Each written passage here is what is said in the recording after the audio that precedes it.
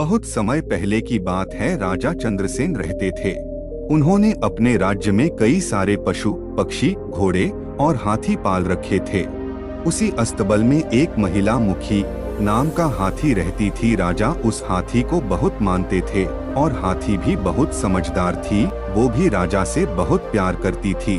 राजा की वह प्रिय हाथी थी। राजा कहीं भी जाते उस हाथी की सवारी करते थे। एक बार क्या हुआ, उस हाथी की चर्चे पूरे राज्य में फैल गई कि वो बहुत समझदार है। हर कोई महिला मुखी हाथी से मिलता वो सबको अपने सूंड से उठाकर अपने ऊपर बिठा लेती। उस हाथी के इस प्यार से सब बहुत खुश होते और हाथी के साथ सब खूब खेलते। एक दिन ऐसा हुआ कि कुछ चोर आकर इस हाथी के अस्तबल के पास बैठते और आपस में बात करते, आज इतनी चोरी की, कल उसको मारना है।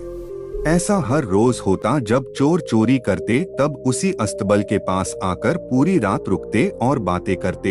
ये अब हर रोज का काम हो गया। महिला मुखी हाथी ये सारी बातें सुनती। उसे भी लगता कि अब मैं भी अत्याचार करूंगी, सब मुझसे डरेंगे। कुछ ही दिन में महिला मुखी हाथी एकदम बदल गई। वो जिसे भी देखती सबको मार डालती। कोई भी उसके पास जाता उसको कुचल देती। सब सैनिक बहुत ज्यादा तंग हो गए कि कैसे इस हाथी को संभाला जाए। अब ये बात सारे राज्य में फैल गई। महिला मुखी की हाथी पागल हो गई है, सबको मार रही है। हर जगह उसकी बुराई की चर्चा होने लगी। राजा भी बहुत परेशान थे क्योंकि उस हाथी से उनको बहुत ज्यादा लगाव था।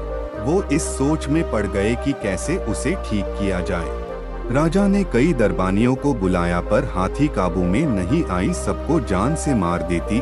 अब राजा को ये बात बहुत गंभीर लगने लगी।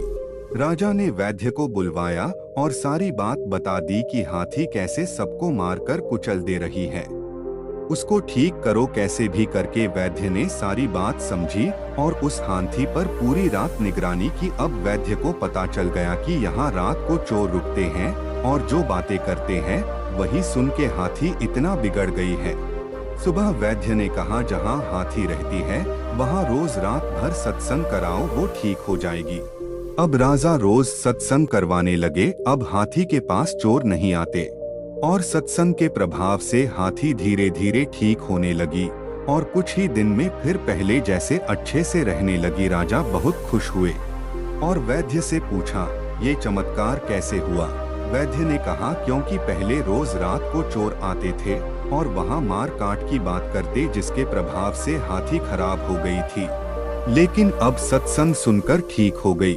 कहानी से हम ये सीखते हैं, अगर हम कुछ भी कार्य सच्चे दिल से करते हैं तो भगवान खुश होते हैं। बस हमारा दिल हर कार्य के लिए नेक होना चाहिए।